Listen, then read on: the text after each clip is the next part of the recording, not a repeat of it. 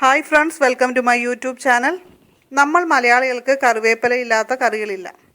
അതുകൊണ്ട് തന്നെയാണ് അടുക്കളത്തോട്ടത്തിൽ തീർച്ചയായും ഉണ്ടായിരിക്കേണ്ട ഒന്നാണ് കറിവേപ്പ്. കടകളിൽ നിന്ന് വാങ്ങുന്ന കറിവേപ്പില മിക്കവാറും കാര്യമായ തോതിൽ തന്നെ എൻഡോസൾഫാനൊക്കെ അടിച്ചാണ് നമുക്ക് കിട്ടുന്നത്. അതുകൊണ്ട് തന്നെയാണ് അത് നന്നായിട്ട് കഴുകിയെടുക്കണം എന്നൊക്കെ നമ്മൾ പറയുന്നത്. അടുക്കളത്തോട്ടത്തിൽ തീർച്ചയായും കറിവേപ്പ് വളർത്തുന്നതിൻ്റെ പ്രാധാന്യം ഇപ്പോൾ നിങ്ങൾക്ക് മനസ്സിലായല്ലോ. നീർവാഴ്ചയുള്ള മണ്ണിൽ കറിവേപ്പ് നന്നായിട്ട് വളരും. വിത്തുപാകിയും അല്ലാതെ വേരിൽ നിന്ന് പുതിയ തൈകൾ കിളിർത്തു വരുന്നത് പറിച്ചിട്ടും നമുക്ക് കറിവേപ്പ് വളർത്തിയെടുക്കാവുന്നതാണ്. ഉണങ്ങിയ കാലിവളം, ആട്ടിൻ കാഷ്ടം, മണ്ണിര കമ്പോസ്റ്റ് അങ്ങനെയെല്ലാം തന്നെ കറിവേപ്പിലേക്ക് നല്ല വളമാണ്. ആനപ്പിണ്ടം കറിവേപ്പിലയുടെ തടത്തിലിടുന്നത് കറിവേപ്പ് നന്നായിട്ട് വളരുവാനും അതുപോലെ നല്ല മണമുള്ള ഇലകൾ ഉണ്ടാകുന്നതിനും സഹായിക്കുന്ന ഒരു കാര്യമാണ്. അതുപോലെ നന്നായിട്ട് നനച്ചു കൊടുക്കുകയും ചെയ്യണം. ഇങ്ങനെ ചെയ്യുന്ന വഴി ഏത് മുരടിച്ച് നിൽക്കുന്ന കറിവേപ്പും തഴച്ചു വളരുന്നതാണ്. വേനൽക്കാലത്ത് കരിയില കൊണ്ട് പുതയിടുന്നത് ധാരാളം ഇലകൾ ഉണ്ടാകാനൊക്കെ സഹായിക്കുന്ന ഒരു കാര്യമാണ്. കറിവേപ്പ് നടാൻ ഏറ്റവും പറ്റിയ സമയം ഏതാണെന്ന് ചോദിച്ചാൽ മെയ് ജൂൺ മാസങ്ങളിലാണ്.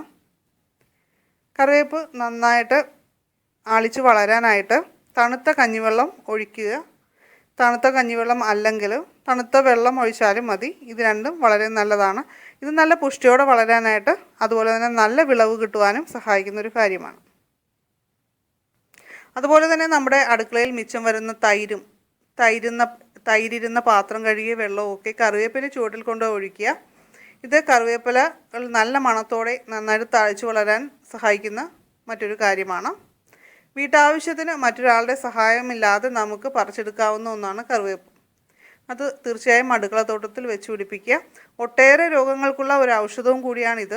വയറുവേദന, അതിസാരം, കൃമിശല്യം, അമിതവണ്ണം, പ്രമേഹം, കൊളസ്ട്രോൾ തുടങ്ങിയ രോഗങ്ങളെ നിയന്ത്രിക്കാൻ കറിവേപ്പിലയ്ക്ക് കഴിയും.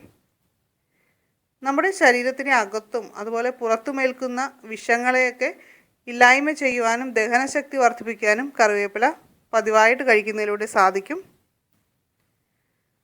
നമ്മുടെ വീടുകളിൽ വളർത്തുന്ന കറിവേപ്പിലയ്ക്ക് വിഷമടിക്കുന്ന ഒരു കാര്യം നമുക്ക് ചിന്തിച്ചിട്ട് പോലുമില്ലാത്ത അല്ലെങ്കിൽ കേട്ടിട്ട് പോലുമില്ലാത്തൊരു കാര്യമാണ്. പക്ഷേ വിൽപ്പനയ്ക്കായിട്ട് കൃഷി ചെയ്യുമ്പോൾ ഇലകളൊക്കെ നന്നായിട്ട് തഴച്ചു വളരാനും മറ്റുമായിട്ട് രാസവളങ്ങൾ ചേർക്കാറുണ്ട്.